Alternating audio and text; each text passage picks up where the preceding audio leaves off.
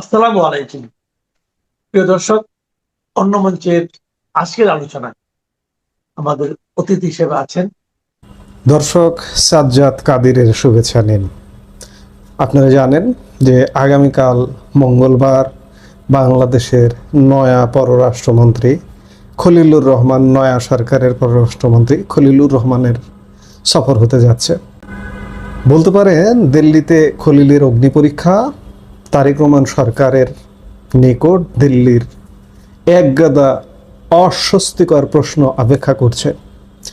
বাংলাদেশে তারেক রহমানের নেতৃত্বে বিএনপি সরকার দায়িত্ব নেওয়ার পর এই প্রথম কোনো বড় কূটনৈতিক সফরে দিল্লি যাচ্ছেন পররাষ্ট্রমন্ত্রী খলিলুর রহমান। আগামীকাল মঙ্গলবার দিল্লিতে শুরু হতে যাওয়া এই সফরকে ঘিরে এখন দক্ষিণ এশিয়ার রাজনীতিতে বইছে আলোচনার ঝড়। নির্বাচনের মাত্র 1.5 মাসের মাথায় বন্ধুত্বের হাত বাড়িয়ে দেওয়া এই সরকারের জন্য দিল্লির টেবিলে কি অস্বস্তিকর প্রশ্ন অপেক্ষা করছে। আজকের এই ভিডিওতে আমরা দেখব কেন জামাত বিরোধী ম্যান্ডেট নিয়ে ক্ষমতায় এসেও বিএনপির অবস্থান নিয়ে চিন্তিত ভারত, পাকিস্তানের সঙ্গে প্রতিরক্ষা সমঝোতা আর কলকাতায় হামলার হুমকের পেছনে লুকিয়ে থাকা রহস্য কি। পুরো ভিডিওটা অত্যন্ত গুরুত্বপূর্ণ, তাই শেষ পর্যন্ত আমাদের সাথেই থাকুন। বাংলাদেশের পররাষ্ট্র মন্ত্রণালয় সূত্রে জানা যাচ্ছে, ডক্টর মোহাম্মদ ইউনূসের নেতৃত্বাধীন অন্তর্বর্তী সরকারের আমলে ভারতের সঙ্গে দ্বিপাক্ষিক সম্পর্কে যে স্থবিরতা তৈরি হয়েছিল তা কাটিয়ে তোলাই খলিলুর রহমানের মূল উদ্দেশ্য। সম্পর্কের সেই পুরনো উষ্ণতা ফিরিয়ে আনার জন্য একটি রোডম্যাপ তৈরি করতে চায় ঢাকা। খলিলুর রহমানের সঙ্গে এই সফরে থাকছেন তারেক রহমানের পররাষ্ট্র বিষয়ক উপদেষ্টা হুমায়ুন কবির এবং মন্ত্রণালয়ের 2জন কর্মকর্তা। ভারতের বিদেশমন্ত্রী এস জয়শঙ্করের পাশাপাশি তারা বৈঠক করবেন ভারতের জাতীয় নিরাপত্তা উপদেষ্টা অজিত দোভালের সঙ্গেও। তবে এখানে একটি বড় খটকা রয়ে গেছে। কূটনৈতিক বিশ্লেষকরা বলছেন, প্রতিনিধি দলে বাংলাদেশের নিরাপত্তা ক্ষেত্রে কোনো শীর্ষ কর্মকর্তা নেই, যা নিয়ে ভারতের মনে বড় প্রশ্ন দেখা দিয়েছে। বৈঠক হবে নিরাপত্তা উপদেষ্টার সাথে, কিন্তু পররাষ্ট্রমন্ত্রী, পররাষ্ট্র বিষয়ক উপদেষ্টা এবং পররাষ্ট্র মন্ত্রণালয়ের কর্মকর্তারা ভারতের জাতীয় নিরাপত্তা উপদেষ্টার সাথে বৈঠক করবেন। এটি খাপছাড়া নয়। দিল্লির অস্বস্তির সবচেয়ে বড় কারণ হলো পাকিস্তান কানেকশন। ভারতীয় কূটনীতিকদের দাবি, ইউনূস সরকারের আমলে পাকিস্তানের সাথে যে প্রতিরক্ষা সহযোগিতার শুরু হয়েছিল বিএনপি সরকার তা এখনো এগিয়ে নিয়ে যাচ্ছে। গত মাসেও পাকিস্তানি হাই কমিশনার ইমরান হায়দার বাংলাদেশের পররাষ্ট্রমন্ত্রী সালাউদ্দিন আহমেদের সাথে বৈঠক করেছেন। সবচেয়ে চাঞ্চল্যকর তথ্য হলো, গোয়েন্দা রিপোর্ট অনুযায়ী পাকিস্তানি গোয়েন্দা সংস্থা আইএসআইয়ের এক ঊর্ধ্বতন কর্মকর্তা জুনায়েদ আহমেদ একটা সাধারণ পাসপোর্ট নিয়ে সম্প্রতি ঢাকা সফর করেছেন। এবং একই সাথে এর সাথে যুক্ত করা দরকার যে বাংলাদেশের সামরিক গোয়েন্দা প্রধান ডিজিএফআই প্রধান নয়াদিল্লি সফর করে এসেছেন দায়িত্ব নেওয়ার সাথে সাথে। সফর করে আবার তিনি ইসলামাবাদ সফরে গেছেন।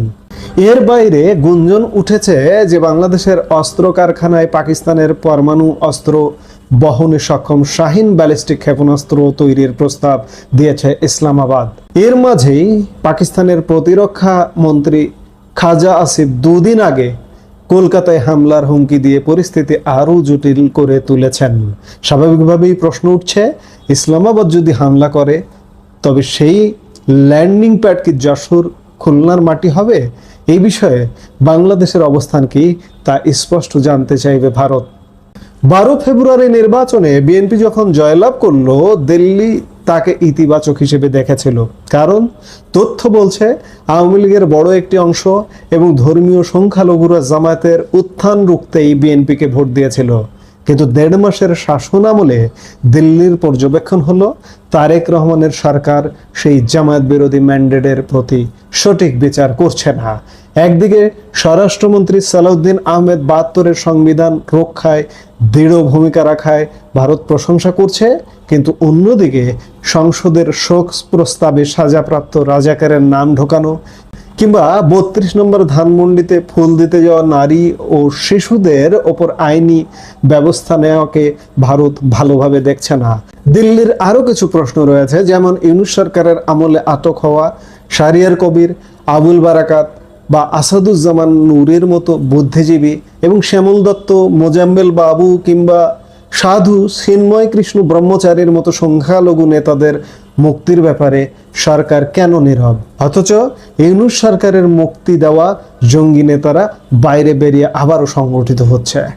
অবশ্য বিএনপি নেতা ও বর্তমান সংস্কৃতি মন্ত্রী নিতাই রায় চৌধুরী আশ্বাস দিয়েছেন যে জামাতের কাছে মাথা নোয়ানোর প্রশ্নই ওঠে না। তার মতে জামাতের রাজনীতি আলাদা এবং বিএনপির চায় সংঘাত এড়িয়ে দেশ গঠন করতে। প্রধানমন্ত্রী তারেক রহমান ভিন্ন মত সত্ত্বেও ঐক্যবদ্ধভাবে এগিয়ে যাওয়ার পক্ষপাতে। দিল্লির হাই কমিশনার রিয়াজ হামিদুল্লাহ মনে করছেন এই সফরে অনেক জট কেটে যাবে এবং সম্পর্কের নতুন অধ্যায় শুরু হবে। ভারত তার প্রতিবেশী সুলভ উদারতা কিন্তু বজায় রেখেছে। ভারতের পররাষ্ট্র নীতির একটা পলিসি আছে, সেটি হচ্ছে প্রতিবেশী প্রথম, নেইবারহুড ফার্স্ট। সেই নেইবারহুড ফার্স্ট পলিসির আওতায় গত 2 বছরে চাল ও নিত্যপণ্যের সরবরাহ ঠিক রেখে বাংলাদেশের বাজার স্থিতিশীল রেখেছে দিল্লি। এমনকি বিশ্বব্যাপী জ্বালানি সংকটের মধ্যেও তারেক রহমান সরকারের আহ্বানে সাড়া দিয়ে অসম থেকে পাইপলাইনের মাধ্যমে ডিজেল সরবরাহ শুরু করেছে ভারত। ইতিমধ্যেই প্রায় 22,000 টন ডিজেল বাংলাদেশকে সরবরাহ করেছে। বিশ্লেষকরা বলছেন এই জ্বালানি সংকটে কিন্তু শ্রীলঙ্কার সরকার পতনের কারণ হয়েছিল, যা থেকে তারেক সরকারকে রক্ষা করেছে ভারত। তবে চিন্তা রয়ে গেছে আওয়ামী লীগকে নিষিদ্ধ করার আইন নিয়ে। ভারতের সাবেক কূটনীতিকদের মতে আওয়ামী লীগকে নিশ্চিহ্ন করলে হয়তো বিএনপির সাময়িক রাজনৈতিক লাভ হবে, কিন্তু এতে মৌলবাদী শক্তির হাত আরো শক্তিশালী হবে। প্রশ্ন একটাই, পরবর্তীতে বিএনপি কি নিজেকে এই উগ্রবাদী শক্তির থাবা থেকে রক্ষা করতে পারবে? কূটনৈতিক বিশ্লেষকদের শেষ কথা হলো, তারেক সরকারের বয়স মাত্র 1.5 মাস, এখনই চূড়ান্ত মূল্যায়নের সময় আসেনি। মিডিয়া ডেকে রাজনীতি করতে গিয়ে যেন খাল কেটে কুমির আনার পরিস্থিতি না হয়। খলিলুর রহমানের এই দিল্লি সফর কি পারবে অবিশ্বাসের দেয়াল ভাঙতে? আপনাদের কি মনে হয়? কমেন্ট করে আমাদের জানান। এই মুহূর্তের ভিডিও থেকে বিদায় নিতে চাইছি। সবাই ভালো থাকুন,